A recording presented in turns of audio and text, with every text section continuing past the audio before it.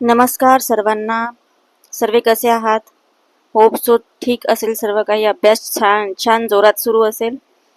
तर निर्मय सक्सेस अकॅडमीमध्ये आपल्या सर्वांचे स्वागत आहे. आपला मराठी ग्रामरचा जो टॉपिक आहे तो वचन हा टॉपिक आपण सुरू केलेला आहे. तर बघा, आपण एक वचन बघणार आहोत, अनेक वचन बघणार आहोत, वचनाचे काही नियम बघणार आहोत आणि काही विशेष माहिती बघणार आहोत. तर मराठी व्याकरण या भागामध्ये सर्वांचे सहर्ष स्वागत आहे. असेच आमच्यासोबत जुळून राहा आणि नक्की जे पण काही कंटेंट आम्ही यूट्यूबवरती अपलोड करत आहोत ते बघा. ॲप डाउनलोड करून घ्या जेणेकरून तुम्हाला बाकीच्या कंटेंटचा पण फायदा होईल. आणि चला आता बघूया आपला पुढला टॉपिक, वचन. वचनाची व्याख्या बघा. नामाच्या ठिकाणी संख्या सुचवण्याचा जो धर्म आहे त्याला वचन म्हणतात. नामावरून ती वस्तू एक आहे की अनेक आहेत हे कळते, यालाच वचन म्हणतात. तर जेव्हा आपण नामाच्या ठिकाणी एखादी संख्या सुचवतो त्याला आपण वचन असे म्हणतो. तर ती वस्तू एक आहे की अनेक आहे हे त्याच्या नामावरूनच आपल्याला समजते. तर बघा, नामाचे दोन प्रकार आहेत. एक म्हणजे एक वचन आणि दुसरा म्हणजे अनेक वचन. तर नामावरून एका वस्तूचा बोध झाला तर ते एक वचन असते. जसं बघा, मुलगा आहे, नदी आहे, टोपी आहे, ससा आहे, फूल आहे, या नामावरून एका वस्तूचा बोध झालेला आहे म्हणून ते एक वचन आहे. तर अनेक वचन म्हणजे काय? तर नामावरून अनेक वस्तूचा बोध झाला तर ते अनेक वचन असते. जसं मुले, नद्या, टोप्या, ससे, फुले हे झालं अनेक वचन. तर अपवाद याला बघूया आपण. नाते दर्शवणारे शब्द जसे मामा, काका, दादा यांचे दोन्ही वचनामध्ये रूप सारखेच राहते. तर आपण वचनाचे काही नियम बघणार आहोत. नियम इथे आपण हायलाइट केलेले आहे. हेच नियम आपण इकडे पुढे बघणार आहोत. तर बघूया पुल्लिंगी नामाचे वचन, नियम व उदाहरणे. नियम क्रमांक 1 बघा. आकारांत पुल्लिंगी नामाचे अनेक वचन एकारांत होते. तर आकारांत नाम कोणते आहेत हे बघूया आपण. जसं ससा म्हणजे शेवटी आ आलेला आहे. ससा, ससे. वडाचं होईल वडे, वाडाचं होईल वाडे, बोकाचं होईल बोके, डबाचं होईल डबे, आरसाचं आरसे, मासाचं मासे, ओढाचं ओढे, आंबाचं आंबे, कुत्राचं कुत्रे, पंखाचं पंखे, मळाचं मळे. अशा प्रकारे आकारांत पुल्लिंगी नामाचे अनेक वचन जे आहे ते एकारांत होते. त्यानंतर नियम क्रमांक 2 बघूया आपण. आकारांताशिवाय इतर पुल्लिंगी नामाची रूपे दोन्ही वचनात सारखीच असतात. जसं बघा, उंदीरचं उंदीर हे आकारांताशिवाय बाकीचे जे काही पुल्लिंगी नाम आहेत त्यांचे वचनामध्ये रूपांतर केलेले आहे. जसं उंदीरचं आहे उंदीर, बैलचं आहे बैल, पक्षीचं आहे पक्षी, दगडचं दगड, लाडूचं लाडू, सापचं साप, गहूचं गहू, माळीचं माळी, राक्षस राक्षस, देव देव, गुरु गुरु, खडू खडू. अशा प्रकारे आकारांताशिवाय इतर पुल्लिंगी नामाचे दोन्ही वचनामध्ये रूपांतर आहे. तर सर्वांनी लक्ष द्या, कारण की नेहमी नाम दिलेले असतात एक वचनामध्ये आणि आपल्याला अनेक वचन ओळखायचे असतात. तर अशा प्रकारे हे नियम व ही ट्रिक्स वापरून आपण नामाचे अनेक वचन आणि एक वचन हे ओळखू शकतो आणि आपण उत्तर बरोबर टिक करू शकतो. तर बघा, थोडक्यात पुल्लिंगी आकारांताचे काय होतात? एकारांत होते आणि इतर जे पुल्लिंगी आहे त्यांचे दोन्ही वचनामध्ये सारखेच असतात.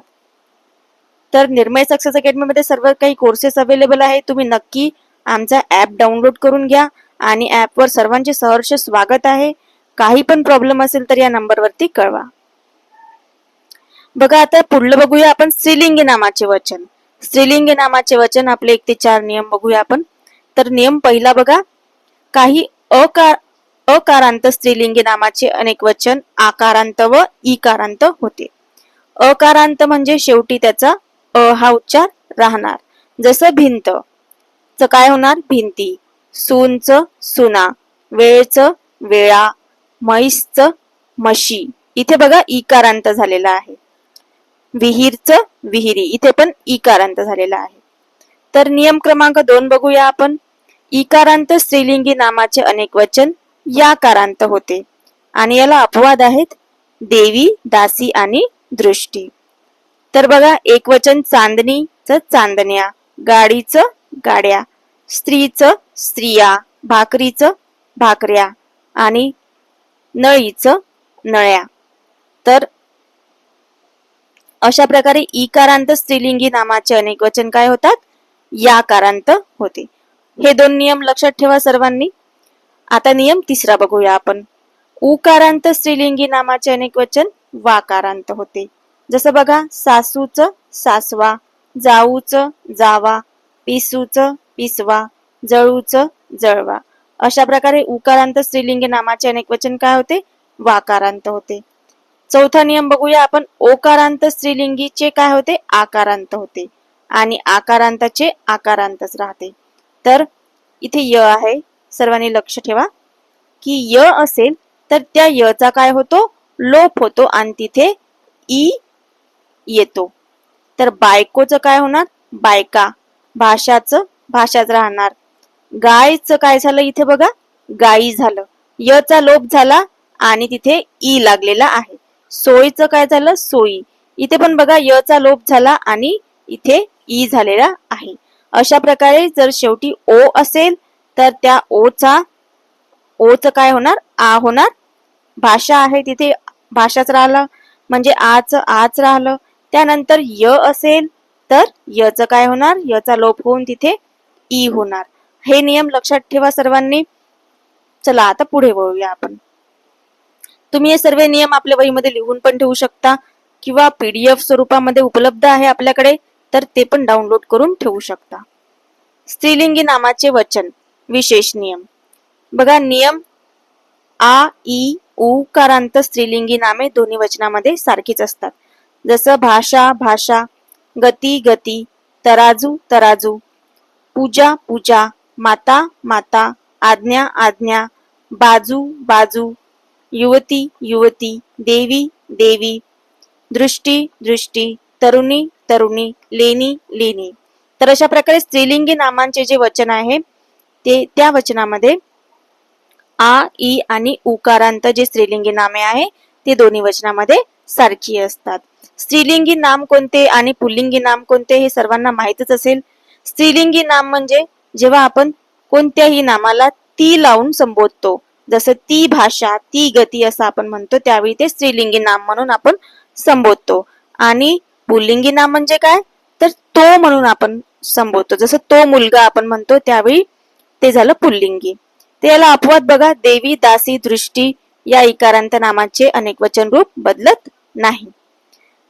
तर बघा ओकारांतचे आकारांत होते. बायको बायका बघितलं आपण. य असेल शेवटी तर त्या यचा काय होतो? लोप होतो आणि तिथे ई लागतो. जसं गाईचं गाई, गायचं गाई, सोयचं सोयी. त्यानंतर आकारांतच राहते. हे नियम आपण बघितले आहे. भाषाचं भाषा, शाळाचं शाळा आणि रूप बदलत नाही तर कोणते? दासीचं दासी, वस्तूचं वस्तू. अशा प्रकारे कोणत्या नावाचे रूप बदलत नाही हे सुद्धा आपण लक्षात ठेवायला हवं. त्यानंतर नपुसकलिंगी नामांचे वचन. नपुसकलिंगी नाम म्हणजे काय? आपण ते लावून संबोधतो त्यावेळी आपण ते नपुसकलिंगी म्हणतो. जसं ते घर, ते पुस्तक, ते फूल, ते घड्याळ, ते शेत असं आपण म्हणतो त्यावेळी ते काय आहे? ते नपुसकलिंगी नाम आहे. तर बघा नियम क्रमांक 1. अकारांत नपुसकलिंगी नामाचे अनेक वचन काय होते? एकारांत होते. तर घरचं काय होणार? घरे. पुस्तकचं काय होणार? पुस्तके. फूलचं काय होणार? फुले. घड्याळचं काय होणार? घड्याळे. शेतचं काय होणार? शेते. अशा प्रकारे हा नियम आहे. त्यानंतर नियम क्रमांक 2 बघा. उकारांत नपुसकलिंगी नामाचे अनेक वचन एकारांत व वेकारांत होते. जसं बघा पाखरू आहे उकारांतचं काय होणार? पाखरे. तळू आहे तर त्याचं तळवे होणार. त्यानंतर वासरू आहे त्याचं वासरे होणार. पिलू आहे पिल्ले होणार. लिंबू आहे लिंबे होणार. अशा प्रकारे उकारांत नपुसकलिंगी नामाचे अनेक वचन कधी एकारांत होते व कधी वेकारांत होतात. त्यानंतर नियम क्रमांक 3 बघा. एकारांत नपुसकलिंगी नामाचे अनेक वचन इकारांत होते. एकारांत म्हणजे जसं खेडे आहे त्याचं खेडी झालं. मडके आहे त्याचं मडकी झालं. केळे आहे त्याचं केळी झालं, रताळे आहे त्याचं रताळी झालं, कुत्रे आहे त्याचं कुत्री झालं. अशा प्रकारे एकारांत नपुसकलिंगी नाम असेल तर त्यावेळी त्याचे अनेक वचन काय होणार? इकारांत होणार. तर सर्वात आधी तर आपल्याला नामच लक्षात घ्यावं लागेल की ते नपुसकलिंगी आहे, पुल्लिंगी आहे की स्त्रीलिंगी आहे आणि त्यानुसार त्याचे नियम आपल्याला लावावे लागणार. तर बघा नियम क्रमांक 4 काय म्हणतो? पदार्थवाचक नामाचे सामान्यतः अनेक वचन होत नाही. पदार्थवाचक नाम जसे अस्ती आहे त्याचं अस्तीच राहणार, लोणी आहे त्याचं लोणीच राहणार, रुपे आहे त्याचं रुपेच राहणार, पाणी आहे त्याचं पाणीच राहणार. तर बघा सर्वांनी लक्ष द्या. वचनासंबंधी विशेष माहिती आपण पुढल्या स्लाइडवर बघणार आहोत. वचनासंबंधी विशेष माहितीचा पहिला नियम आहे आपला समूहदर्शक शब्द. तर सामान्यपणे खालील समूहदर्शक शब्द एकवचनी अर्थाने वापरतात. जसं जोडपे याला एकवचनी या अर्थाने आपण वापरतो. पंचक आहे तर एकवचनी म्हणून वापरतो. त्रिकूट, आठवडा, राम, ढीक, मंडप, जोडपे अशा प्रकारे आपण एकवचनी म्हणून हे शब्द आपण वापरत असतो. त्यानंतर आदरार्थी जे अनेक वचन आहे त्याच्याबद्दल काय नियम आहे? मोठ्या किंवा जवळच्या व्यक्तीबद्दल व्यक्ती एक असून सुद्धा आदर व्यक्त करण्यासाठी अनेक वचनी शब्द प्रयोग केला जातो. तर आपल्याला हे माहितीच असेल की जेव्हा आपण मोठे व्यक्ती आहे, आपल्या जवळचे व्यक्ती आहे, त्याला आपण आदरार्थी त्याला आपण अनेक वचनी हा शब्द प्रयोग करतो. जसं गुरुजी आताच शाळेत आले. गुरुजी एकच आहेत पण आपण त्यांना आले असं म्हटलं. पंतप्रधान उद्या शहराला भेट देतील. आपण इथे पण अनेक वचनी वापरलं कारण की त्यांचा आपण आदर केला म्हणून. जसं बघा तिसरा नियम बघूया आपण. नेहमी अनेक वचनीच. खालील नामे नेहमी अनेक वचनीच आढळतात. जसं डोहाळे, शहारे, कांजण्या, चिपळ्या. हा शब्द काहीच नाही आहे, याला लक्षात नको घ्या. त्यानंतर क्लेश, हाल हे जे शब्द तुम्हाला दिसत आहेत हे नेहमी अनेक वचनीच आढळतात. तर हे शब्द सर्वांनी लक्षात ठेवायचे. त्यानंतर विपुलतादर्शक म्हणजेच एकवचन शब्द आपल्याला बघायचे आहे. विपुलतादर्शक दर्शनासाठी काही नामांचे एकवचन वापरतात. जसं बघा यंदा जरा जास्तच पपई आली. म्हणजे काय? पपईची विपुलता दाखवलेली आहे याच्यामध्ये, त्यामुळे पपईला काय केलं आहे? एकवचनी वापरलेलं आहे. जत्रेत लाख माणूस जमलं. लाख माणूस म्हणजे इथे एकवचन म्हणून वापरलेलं आहे. या वर्षी बराच आंबा पिकला. आंबा याला एकवचन म्हणून दाखवलेला आहे. तर ज्या वेळेस विपुलता दाखवल्या जाते त्यावेळेस तिथे एकवचन नाम वापरल्या जाते. जरी ते अनेक असेल तरी पण त्याला आपण एकवचन म्हणून वापरल्या जातो. तर पाचवा बघा विशेष नाम, सामान्य नाम. विशेष नामाचे अनेक वचन वापरल्यास ती सामान्य नामे होतात. जसं बघा आमच्या शेजारी 3 पाटील आहेत. आता पाटील हे त्यांचं आडनाव आहे आणि विशेष नाम म्हणून आहे, पण ते नाम इथे 3 पाटील म्हणून म्हणजे सामान्य नाम म्हणून वापरल्या गेलेलं आहे. हा एक नियम आहे. हा नियम पण तुम्ही लक्षात ठेवा. त्यानंतर जवळीक किंवा आदर. जवळीक तसेच अधिक मर्यादा दाखवताना मोठ्या व्यक्तीचा एकवचनी उल्लेख केला जातो. जसं बघा काका गावाला गेला, आत्या उद्या येणार आहे. तर अशा प्रकारे जवळीक असलेल्या व्यक्तीचा आपण एकवचनी म्हणून उल्लेख करत असतो. तर बघा आपण संपूर्ण नियम एक या तक्त्यामध्ये बनवलेले आहे. पूर्ण नियम एक ओळख तक्ता म्हणून आपण शॉर्ट मध्ये हा तक्ता बनवलेला आहे. सर्वांनी लक्षात घ्या. तर कोणतं पण आपल्याला एकवचन आणि अनेकवचन ओळखायचं असेल तर ते नाम कशामध्ये आहे, स्त्रीलिंगीमध्ये आहे की पुल्लिंगीमध्ये आहे की नपुसकलिंगीमध्ये आहे, आपल्याला आधी ओळखावं लागेल आणि त्यानंतर त्याचे नियम आपल्याला लावावे लागतील. तर बघा लिंग पुल्लिंगी आहे आणि एकवचन जर आकारांत आहे तर नियम काय म्हणते की ते एकारांत होईल. तर एकारांत याचे उदाहरण जसं ससाचं ससे, वडाचं वडे. पुल्लिंगीमध्ये लिंग जर पुल्लिंगी आहे नामाचं आणि जर समजा इतर आहे आकारांताच्या शिवाय तर ते सारखेच राहतात. जसं उंदीरचं उंदीर, बैलचं बैल. त्यानंतर जर स्त्रीलिंगी नाम आहे तर आणि अकारांत आहे तर त्याचं काय होणार? आकारांत होणार किंवा इकारांत होणार. जसं भिंतचं भिंती, सूनचं सुना. त्यानंतर जर लिंग स्त्रीलिंगी आहे आणि जर एकवचनी आहे आणि एकवचनामध्ये जर तो इकारांत आहे तर त्याचं काय होणार, याकारांत होणार. जसं चांदणीचं चांदण्या. स्त्रीलिंगी नाम आहे आणि उकारांत आहे तर त्याचं होणार वाकारांत. जसं सासूचं सासवा. स्त्रीलिंगी आहे आणि ते उकारांत आहे तर त्याचं होणार आकारांत. जसं बायकोचं बायका. त्यानंतर स्त्रीलिंगी आहे, अ ई उकारांत आहे तर ते सारखेच राहतात. तर बघा, आ ई उकारांत आहे तर ते सारखेच. जसं भाषाचं भाषा.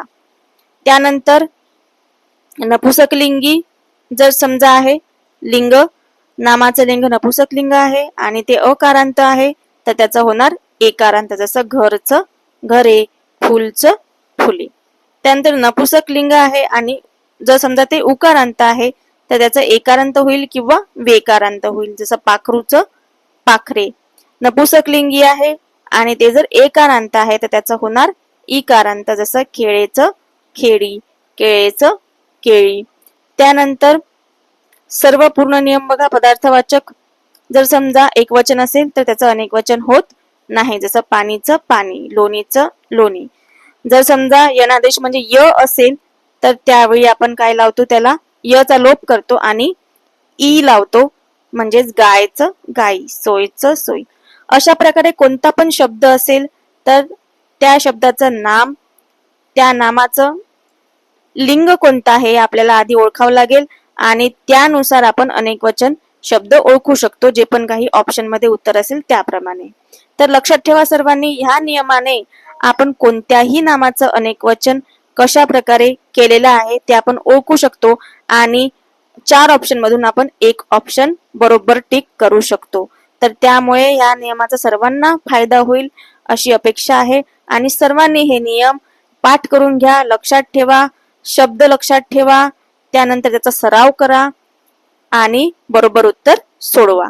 तर सारांश तक्ता हा दिलेला आहे. आपण वचन बघितलं, पुल्लिंग बघितलं, पुल्लिंगाचे नियम बघितले, स्त्रीलिंग बघितलं, स्त्रीलिंगाचे नियम बघितले, नपुसकलिंग बघितलं, आपण नपुसकलिंगीचे नियम बघितले. आदरार्थी आपण व्यक्ती जर असेल, जसं गुरुजी आले आपण अनेक वचन वापरतो. त्यानंतर विशेष नियम आपण बघितले, अपवाद आपण बघितलेले आहे. तर हा सारांश तक्ता आहे वचनाचा, सर्वांनी लक्षात घ्या आणि धन्यवाद सर्वांना. तुम्ही वचन या टॉपिकला इंटरेस्ट देऊन ऐकलं आणि आमच्या ग्रुपवरती नेहमी असं लागून राहा, अभ्यास करा सर्वांनी आणि यश घ्या. तर धन्यवाद.